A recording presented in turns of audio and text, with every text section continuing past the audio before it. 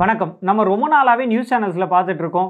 இந்த முக்கியமான தொழிலதிபர் வீட்டில் ஐடி ரைட் பண்ணியிருக்காங்க, பல லட்ச ரூபாய் பறிமுதல் செஞ்சுருக்காங்கலாம்.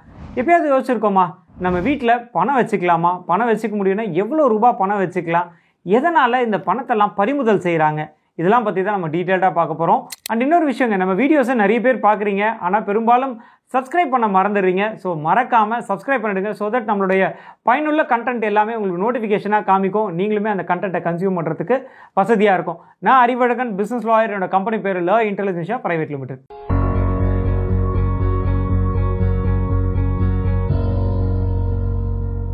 கடந்த ஒரு 5-10 வருஷமாக இந்த ஆன்லைன் டிஜிட்டல் பேமெண்ட் பிளாட்ஃபார்ம்ஸ் அப்படின்றது நிறைய வந்துருச்சு. உதாரணத்துக்கு யூபிஐயாக இருக்கட்டும், இல்லை பழைய credit card, debit card system, இதெல்லாம் அதிகரித்ததுனால பெரும்பாலும் நம்ம பணம் அப்படின்றதையே பயன்படுத்துறது இல்லை. ஏதாவது கேஷ் தேவைப்பட்டுச்சு அப்படின்னா கூட நம்ம யூபிஐ மூலிமா நம்ம பே பண்ணிக்கிறோம், இல்லை கிரெடிட் கார்டு மூலிமா பே பண்ணிக்கிறோம். நல்லா இந்த ஏடிஎம் பக்கம் போயே பல வருஷம் ஆகுதுங்க. ஆனால் வீட்டில் பணம் வச்சுக்கலாமா கூடாதா அப்படின்றதா இன்றைக்கி டாபிக் இல்லையா.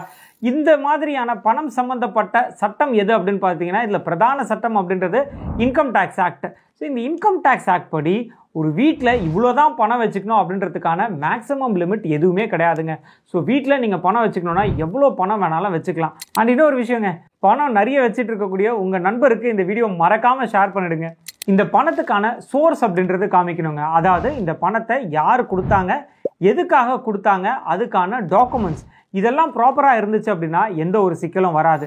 ஆனால் இந்த சோர்ஸ் காமிக்கலன்னு வச்சுக்கோங்களேன், நம்மளுடைய பணத்தை பறிமுதல் செய்யலாம். அதாவது அந்த பணத்தை சீஸ் பண்ணலாம், இல்லை நம்மளுக்கு சிறை தண்டனை கிடைக்கலாம், நம்மளுக்கு பெரிய பெனால்ட்டியும் வரும். ஸோ இந்த கான்சிக்வன்சஸ் எல்லாம் நம்ம அவாய்ட் பண்ணணும் அப்படின்னா இந்த பணத்துக்கான சோர்ஸ் அப்படின்றது கட்டாயம் நம்ம அதுக்கான டாக்குமெண்ட்டோட வச்சுருக்கணுங்க. உதாரணத்துக்கு நீங்கள் ஒரு பிஸ்னஸ் பண்ணுறீங்க அப்படின்னு வச்சுக்கோங்களேன், நீங்கள் உங்கள் வீட்டில் கேஷ் வச்சுருக்கீங்க, ஏதோ ஒரு ஐடி ரைட் வருது அப்படின்ற பட்சத்தில் அதுக்கான சோர்ஸ் என்ன அப்படின்னு கேட்பாங்க. ஸோ இதை நம்ம ப்ரூவ் பண்ணுறதுக்கு எந்த கிளைண்ட் நம்மளுக்கு பே பண்ணார், அதுக்கான பில் என்ன சர்வீஸ் நம்ம ப்ரொவைட் பண்ணோம், அது மட்டும் இல்லாமல் போன இல்லை அதுக்கு முந்தின ஃபினான்ஷியல் இயரில் அந்த டிரான்சாக்ஷன் நடந்துருந்துச்சு அப்படின்னா இன்கம் டேக்ஸில் நம்ம இதை டிஸ்க்ளோஸ் பண்ணியிருக்கோமா, அதுக்கான வரி செலுத்தியிருக்கோமா அப்படின்றது எல்லாத்தையும் செக் பண்ணுவாங்க. ஸோ இதெல்லாம் கரெக்டாக இருந்துச்சு அப்படின்னா நம்ம வீட்டில் இருக்கக்கூடிய பணத்தை பறிமுதல் செய்கிறதுக்கான வாய்ப்பே கிடையாது. ஸோ நான் முன்னாடி சொன்ன மாதிரி தான், வீட்டில் நீங்கள் இவ்வளோ தான் பணம் வச்சுக்கணும் அப்படின்றதுக்கு எந்த ஒரு சீலிங் லிமிட்டும் கிடையாது. எவ்வளோ வேணாலும் நீங்கள் பணம் வச்சுக்கலாம். பட் அதுக்கான ப்ராப்பர் சோர்ஸ் அண்ட் டாக்குமெண்ட்ஸ் கரெக்டாக இருந்துச்சுன்னா உங்களுக்கு எந்த ஒரு சிக்கலும் வராது.